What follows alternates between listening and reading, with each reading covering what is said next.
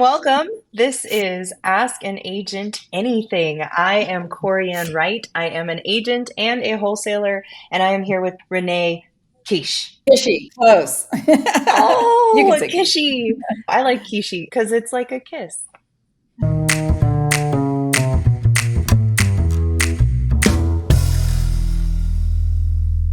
So you said you're an agent, right? And the contrast that the audience is going to get to experience is that, Corianne, how long have you been licensed?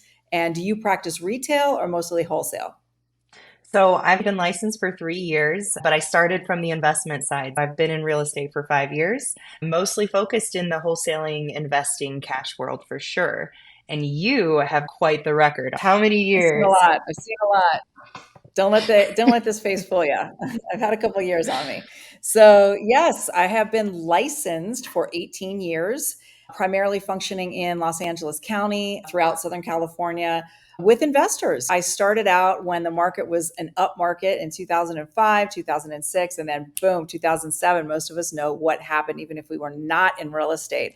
And so I had to shift quickly, and I shifted into doing a lot of bank owned properties, better known as REOs or real estate owned, also a lot of short sales. And that's what the market became almost overnight. So I got a quick education on how to work that and then also working with investors in general. So here we are 15 years later, something like that, that I've been doing this. And I'm excited to share what I know. That's incredible. We are talking 18 years in the business. The ups and downs in forecasting is going to be phenomenal for me to learn from, and I'm looking forward to it. How long have you been in the investment side of things? Almost straight away. So, like a lot of people that get their license, maybe they don't know exactly the arena they want to go into. And back then, wholesaling was happening, but it was an old boys club. You only really knew about it in the underground and not like it is today, where you can almost just go on YouTube University and find out about it. So, it really Mm. wasn't until I got ushered in. So, I did a year and a half, 2 years of just traditional, regular retail, no investing stuff. And then, boom, 2007 happened, and I was either going to get out of the business by force or kind of join them, right? I couldn't beat them, so I joined them. And I was blessed. I had some people that knew folks at banks, and one of them was Countrywide. They don't even exist anymore. So, for those of you who are watching, if you've been around for a minute, you'll remember Countrywide. And I did get what they call come list me. So, the bank would call me or the Mm. bank representative and say, hey, we have this address. And it would be anywhere within Los Angeles County. And Los Angeles County is big. So it took me all over the place. And I got quite a few of those homes on a weekly basis. So I was very busy. And it just ushered me into working with investors, primarily because those homes were dilapidated and they needed to be purchased with cash. So when I say investors, it wasn't just flippers. Some of them were buy and holds. Most of them were going to do a tear down, but probably buy and holds and fix and flippers. And I just liked that avatar of person. I liked working with an investor. It fits my personality. I had worked with first time buyers. I had worked with sellers and pretty houses, and it was enjoyable. And I was a good agent while I did it. You just get those light bulb moments where you go, this is where I belong. I like working. This part lights me up. Investor, dirty houses, this lane. And I just started asking questions. The really cool thing is I got to work with a lot of different investors, some of whom I would ask questions like, what has you buy this house here? Do you own property in another area? Do you own property in another state? And I would just stop talking and I would listen. Some of them would say their criteria was, I will not buy anything that I cannot drive by. Others could have cared Mm. less if they ever saw the property once or twice. Mm. There's all different layers to what an investor is actually looking for. And I got a master's degree in 2 or 3 years of working that market full time. It was intense. And I learned a lot about myself and I learned a lot about that part of the industry. What would you tell somebody who's like brand spanking new, just took the license test and wants to hit the ground running you had? What are the first few steps that they take? Because that was a big thing for me when I started actually with my license. I didn't have a mentor or support that would tell me. So how should one start? I started the same way, but then I'm very resourceful. So I went into my office in 2005. Believe it or not, there were cell phones, but there wasn't the smartphone. So it was just a cell phone. I had a flip cell phone, and you still needed to go into the office. I would go around to the agents getting a lot of listings, and I said, "May I sit open houses for this?" And very quickly, there were two guys that were partners They brought me in. They didn't bring me in as a team member per se, but they brought me in under their wing. They like how I presented. The public isn't going to know that I'm not technically a team member. I'm out there doing open houses, and they appreciated me. I asked what they wanted to get done, and I had a fresh open house almost every week. If it wasn't the first week they got the listing, it was the second week. And the market here in Los Angeles has been just as intense as it's ever been in the last 25 years I've lived here. Has it ebbed and Mm. flowed? Yes, there's a lack of inventory no matter what. So if you've got a good house, good product, it will move. Zillow was still really new. The agent actually had access to the information more than they ever did. Zillow existed, but not everybody was on it. I picked up a lot of business at those open houses. So the key takeaway is I went around, asserted myself with people that were doing business within the office, asked what they needed. They gave me a shot and I proved myself. That's how I started. The industry's changed a lot. It's 18 years later. And if I were to start again, either take that on if you can even find somebody in office. I've gone into the brick and mortars in the last maybe 10 years. 10 years is pretty much when the smartphone came about. And Yeah. there's nobody in the office. So they don't get to know you really. I would join a team. I would give up part of my commission and join the team and join a solid team that can support you and help you and train you, and then ask what it is that you can contribute to the team. Because a lot of people will join a team just to get the leads and not really have to do anything, but they're there to foster and support the leads. They're not really there to contribute to the team. Be Yeah. different. Ask the team lead what you can do because you may want to grow with the team too.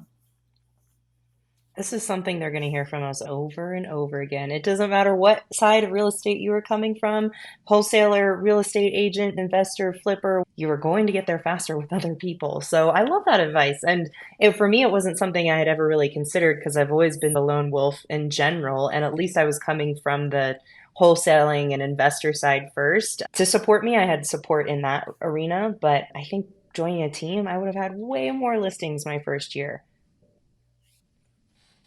And you get to share the highs and the lows. This is a business of personal development, really, disguised as Mhm. selling real estate. You really need to know yourself. It's an opportunity to better yourself as a human being. If you take that attitude on, you will Mhm. be more inclusive and you will attract and align the right people to work with you versus a more push than pull approach, right? So the push approach is I'm just going to be out here on the raw and ragged.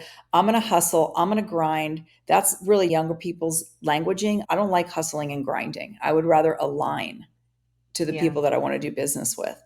But I understand I was 20 something once too, and I hustled and I grind.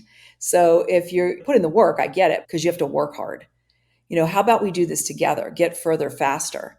And I can't say that I did that in the beginning, although like I wasn't on a team and something wasn't structured, but what I always did was collaborate with people because I knew that it would make my life easier and we all got to eat and I was just willing.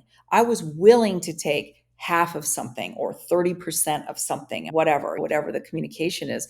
And have I done deals that were all by myself and I got all the commission? Yeah, of course.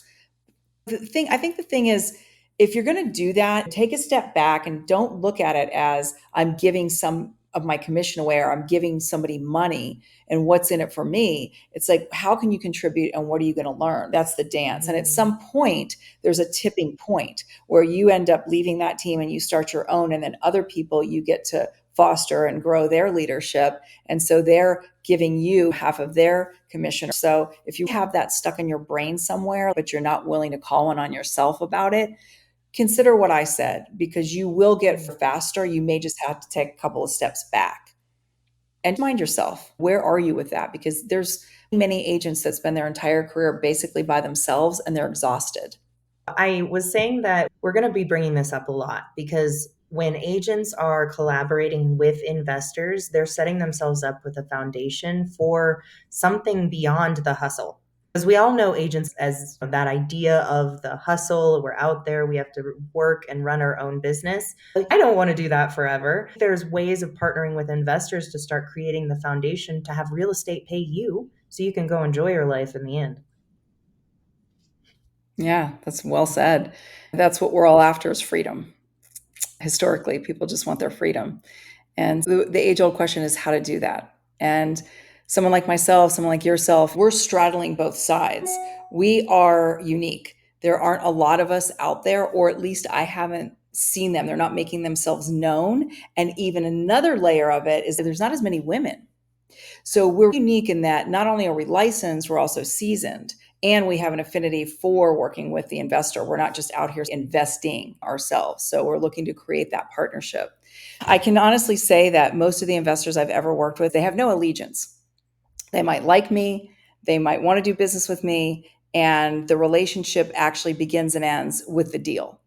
So I have yet to have anyone really start to create something together. And that is something I'm going to take on. So, say the top 5 or 10 people that I've done business with, I'll just refer to them as flippers. They could be small lot developers. They could be people who specialize in something like fire burns or addition value add, forcing value, putting an ADU or an addition on a property. So I'm just going to say investor like that.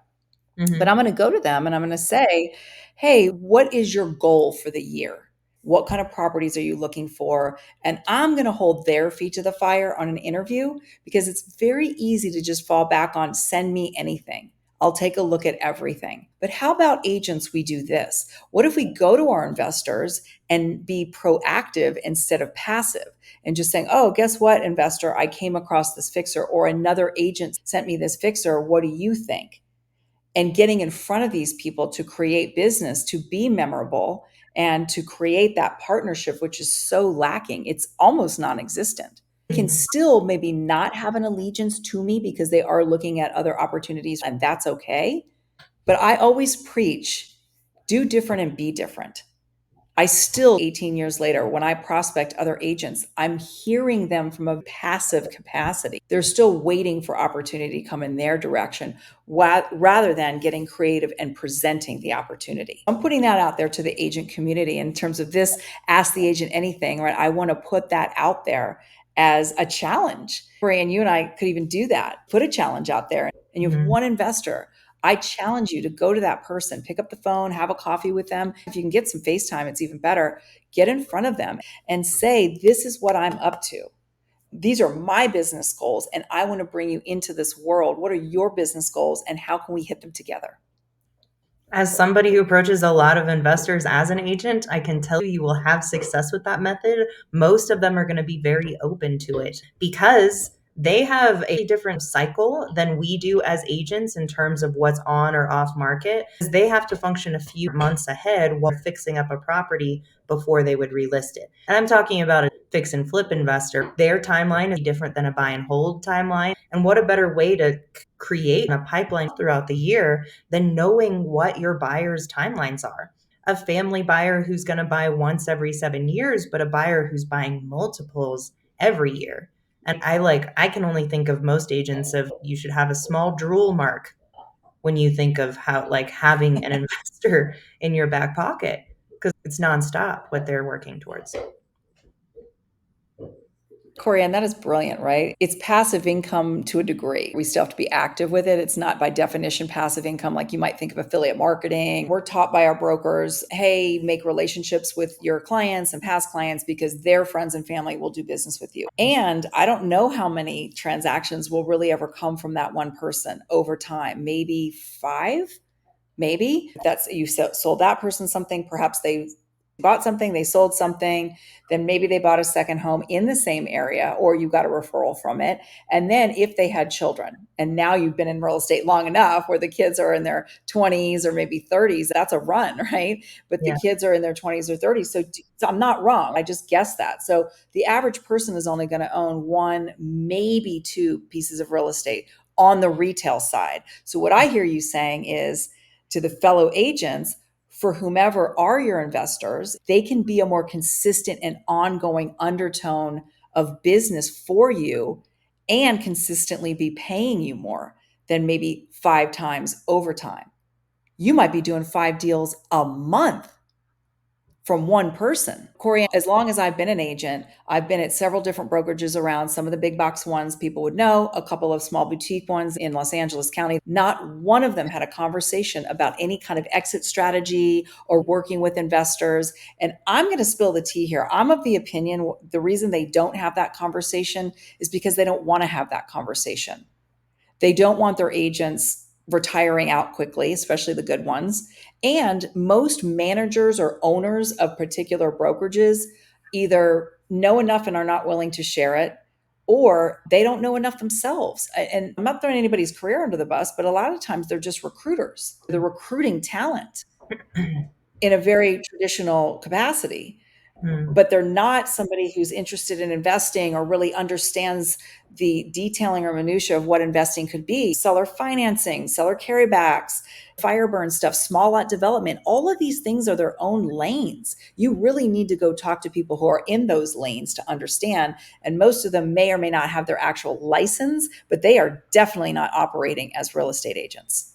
They're operating as investors. And that is a huge distinction.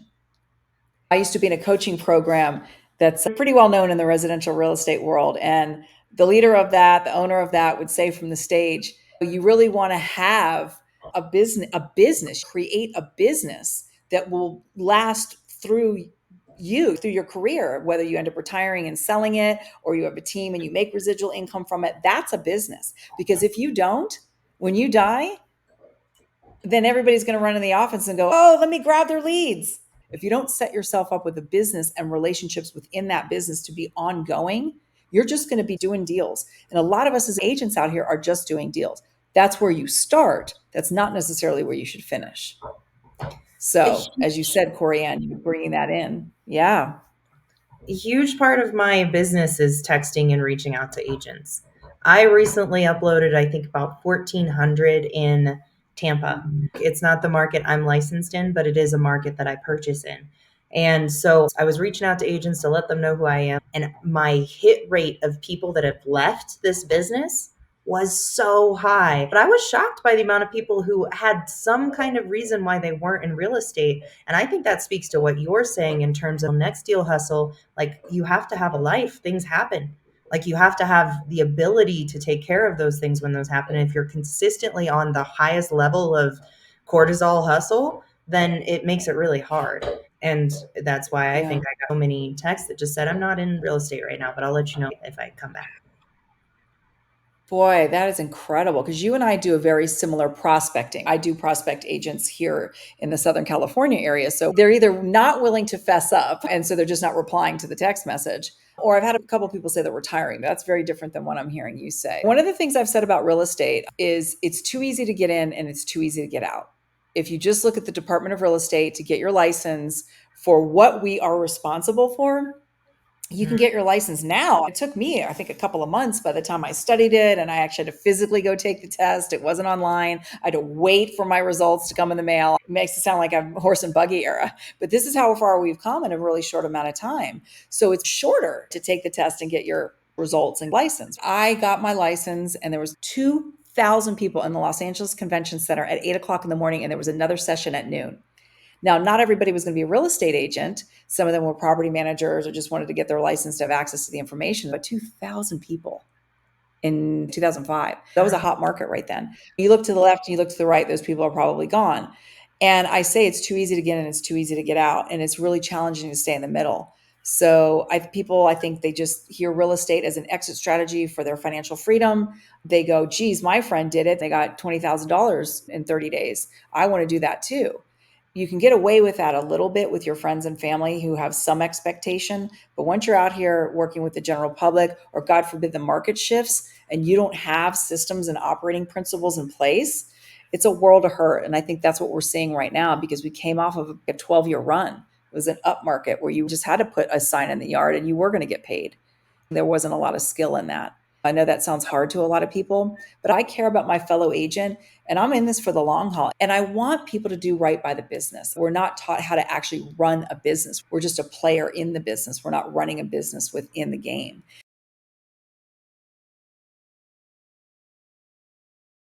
So that's the narrative I'd like to change with you and some of the things that you and I are learning in incorporating other investors and how we can help that to get us paid and to also help our clients when the market shifts. Because there's one thing I know, the investors never go away. No, they They don't. don't. They're all They, cash. we need them around. They're constantly moving cash and improving land value in so many different places recently. And I would love your take on it. But When I'm Yeah. talking to an agent about an investor property and I tell them I have to put in $100,000 worth of work on this real shit bucket, basically, and here's all it's going to take so that we can resell it at this 400K value. And they come back to me and they go, well, why wouldn't you push for a 600K value? And I go, there's no comps to support that. I see the Mhm. investor who's being smart with those numbers, who's looking for comps and where they sell now, as protecting the agent from any massive shifts in the market too quickly, because we're not gunning for 600Ks. We're gunning for 400K homes that families can actually purchase and buy, and they need agents to help with that. So it's interesting when I have agents who try to push me into a bad deal on the Mhm. potential of pushing a market value when that doesn't already exist in that neighborhood. What's your kind of take on that? It's a very specific question, and I'll give you a general answer. Most agents don't work with enough investors that they truly understand the mentality of an investor. They think they're trying to steal people's equity. But if you look at the risk reward of flipping right now, but the risk reward of what it does, what it takes to flip a house, the holding cost, any oops, I call it oops money, where you open up a wall, it's another 10 grand, what have you. A good investor is going to put all that into play. It's just not educated. And I would encourage my fellow agent, our fellow agent, not to be so combative, even if that's not how you think you're coming off. It's the undertone of just wanting to get paid and do a deal, maybe peppered with the duty of getting the most amount of money for your seller. The gap I find is the agent isn't willing to learn. The agent isn't willing to say, here's my punch list of what this is really going to cost to do this. This is the reality of what it's going to take to flip this house. And they don't want to live in reality. And sometimes the sellers don't want to live in reality. So now they're just locking arms with their sellers because they don't want to look bad and say, this is what an investor is going to purchase this for and why. If you had a house that you thought should sell for $600,000 and everyone's giving you $400,000 offers, that sounds terrible based on arithmetic. But if you came to your seller and said, here's the reason why I'm not putting $200,000 in my pocket, here's what's going on, and just educated along the way. I hear a lot of resistance on the phone when I'm talking to agents, investors, they just want something for nothing. Who cares about your opinion? Now you're just being negative and there's no conversation. It just ended with an opinion instead of, here's what I know to be true. Let's circle back and decide what the best course of action is for all the players involved, not emotion. Don't put emotion into it. Here are the numbers for today. This is what it's saying today.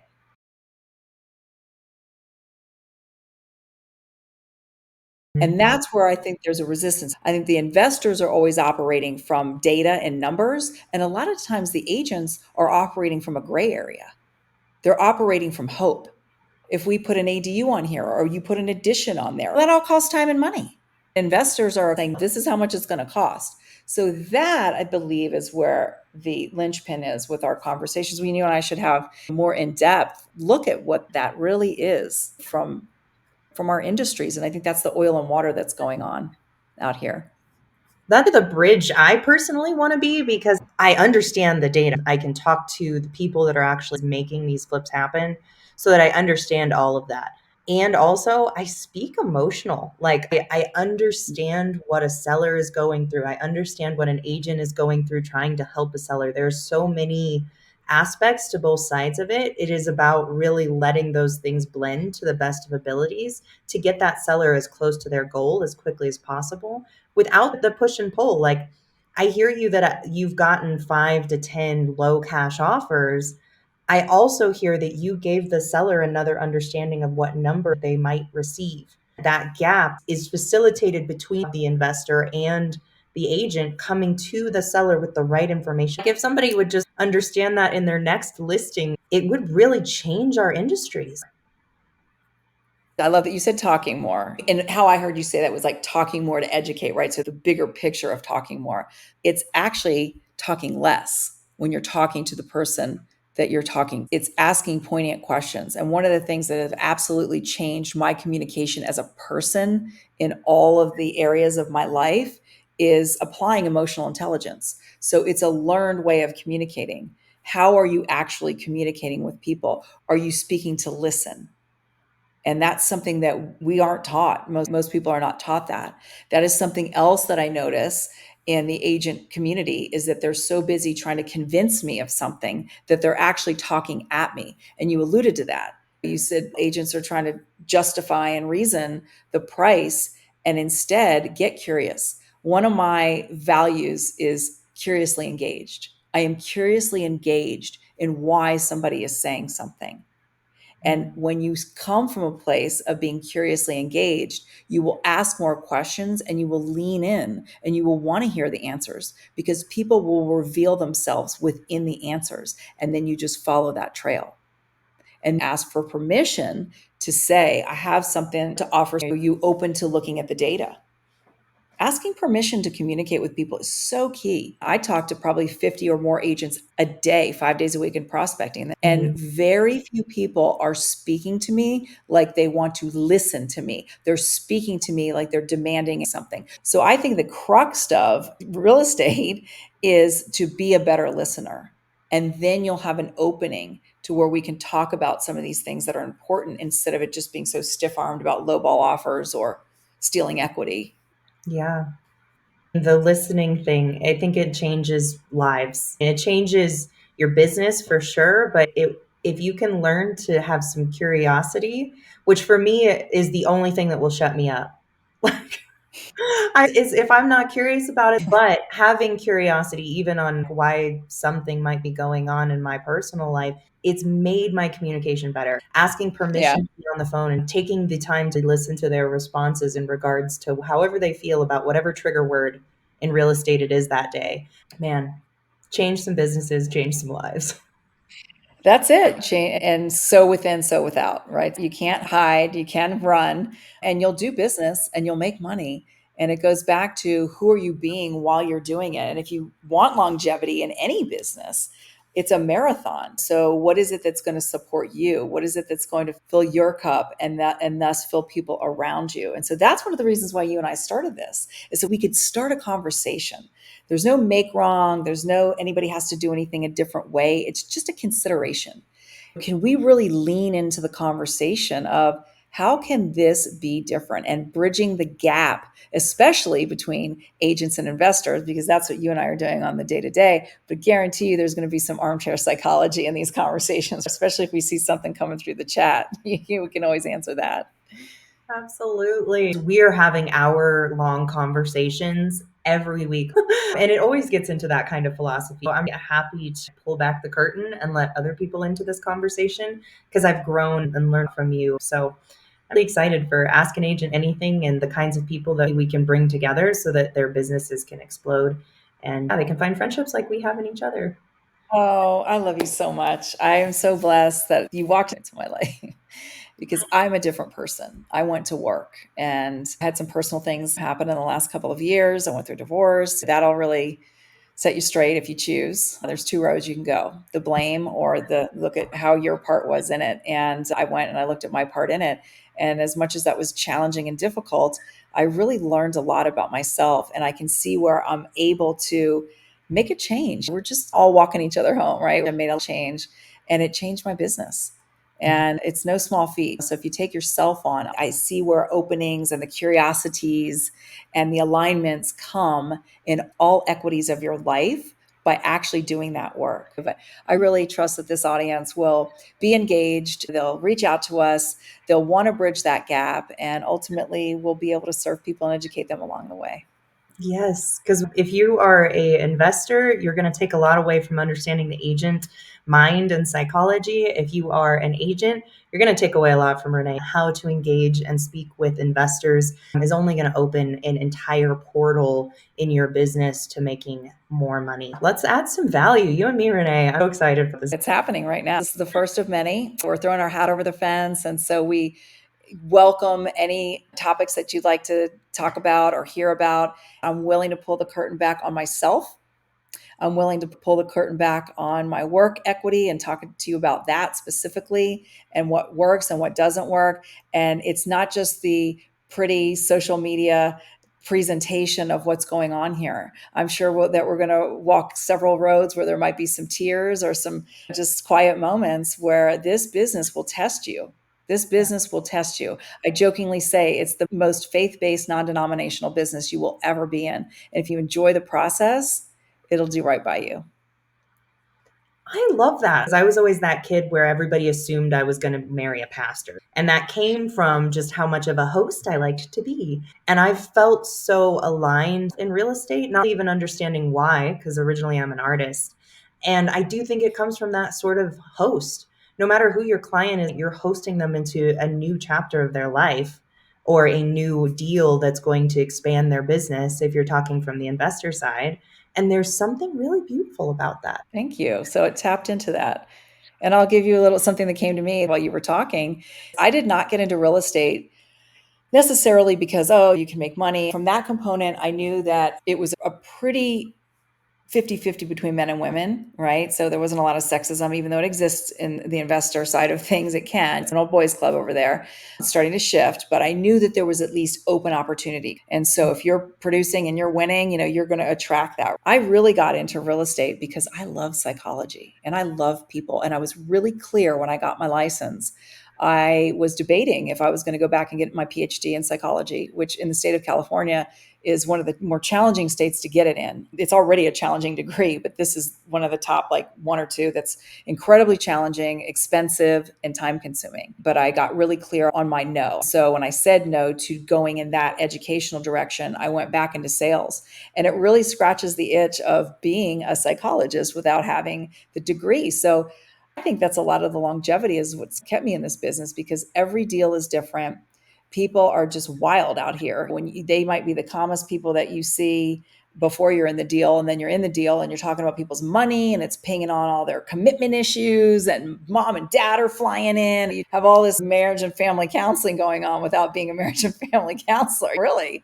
And I took that on with grace and I took it on with a curiosity. And I genuinely love that. Very few people know that about me, but that's actually what I enjoy about it. And I have a gift for that. I have a finesse for it. I've always been somebody that people confided in and listened to, and I've honed that and I've really opened my heart to that. It's given me breath in my career because I'm able to be the calm in a storm. And that is a requirement for this business. Like when you come home from the end of the day, it's going back to knowing yourself and what do you need to do for self-care so that you can transition into, if you're a spouse or whatever your title is, if you have other people in your life, a mother, a father, that you can transition and be present for the other people in your life. It's taken some time to learn that, but this business will contribute to you for that. You can give to it and it'll give back to you if you allow it. It's a Yeah. dance. Definitely. There's a lot of psychology in this business for sure. Oh man, I feel like that one part we could talk about for at least another hour. You It's probably will.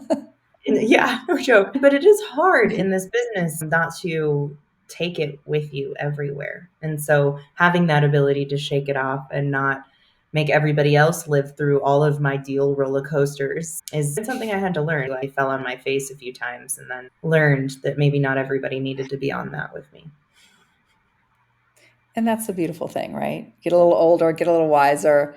There's no top to a mountain. You're just at the bottom of another one. As long as you understand what your values are and understanding who you want to be in the world, and you go, wait a minute, I'm out here on the fringe. I am clearly in this moment not asking, not speaking from clear communication as a value of mine, and then whomever you're speaking with, you can just stop right there and course correct. I Yeah. don't know that there's a person on the planet that doesn't like an apology or at least calling one on yourself. I was like out of hand there, or I said this wrong thing or whatever. People have room for that.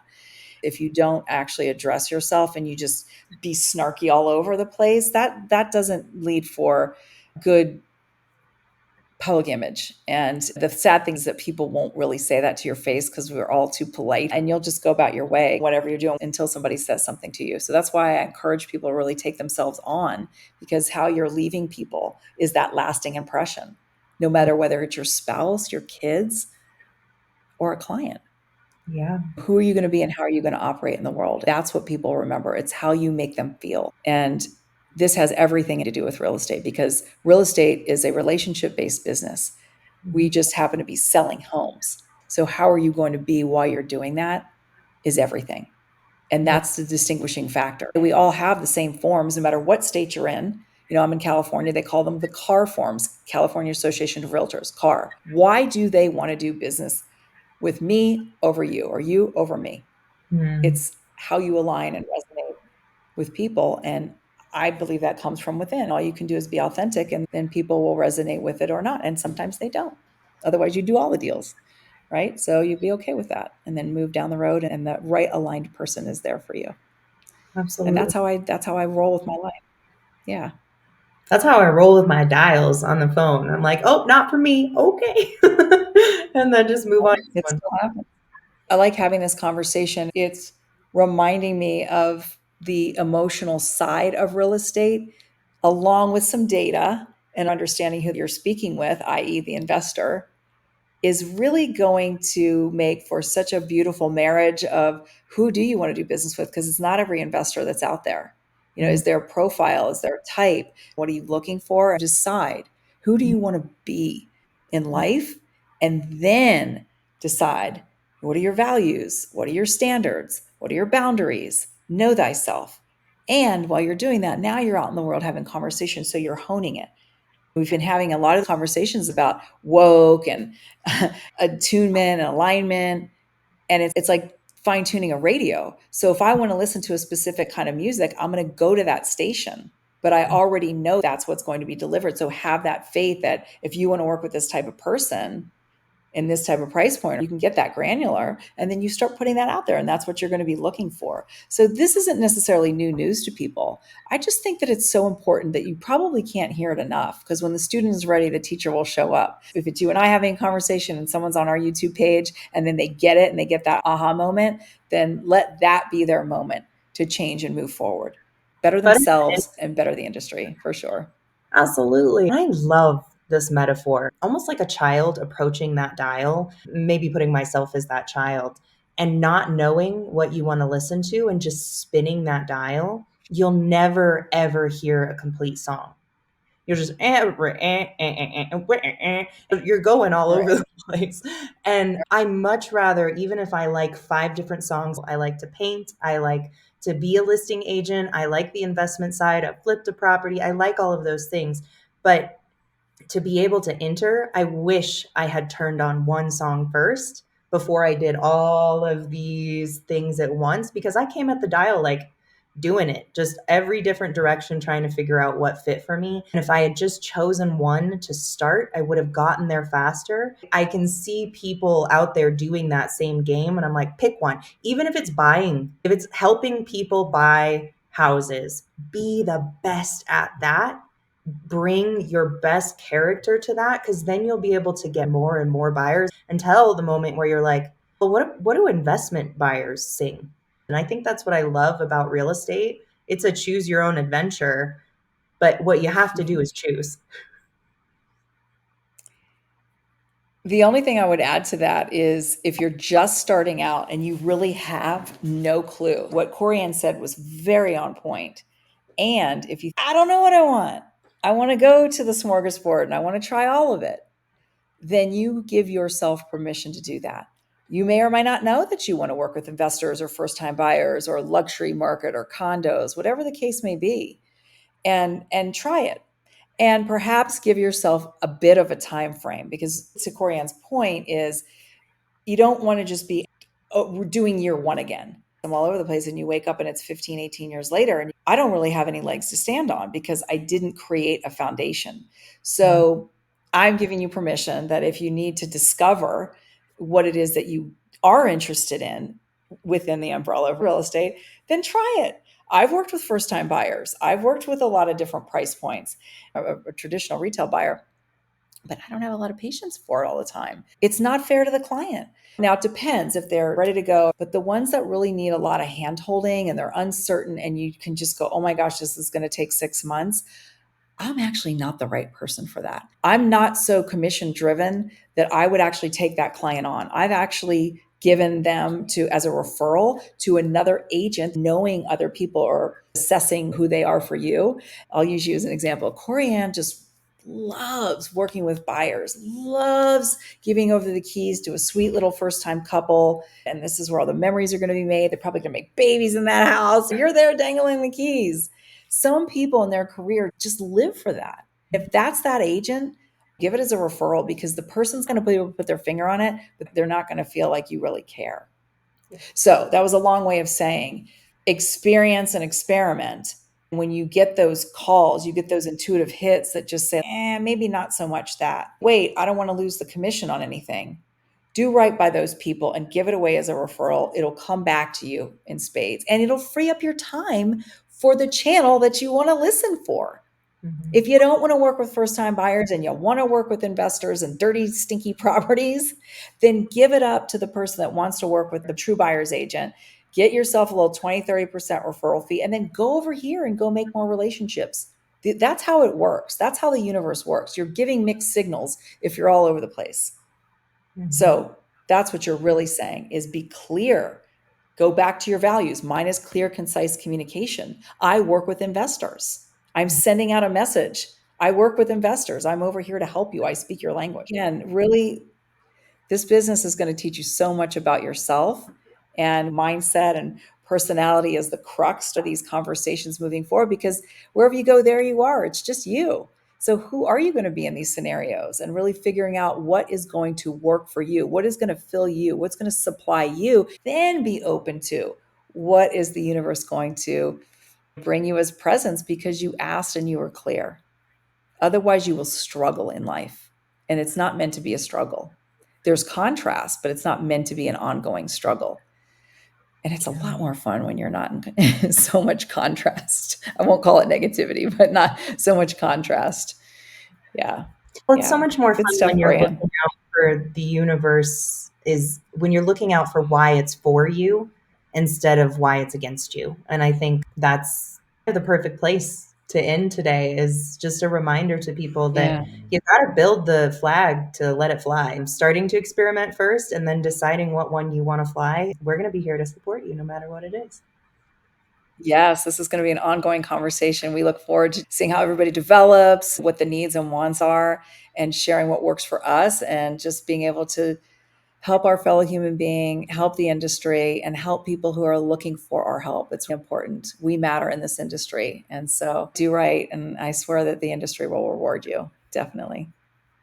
Thank you, everybody, for showing up for this historic first Ask an Agent Anything. We cannot wait to see you again. Look out for us later this week, and we'll talk to you soon. Bye, y'all. Thanks, everyone. Be well.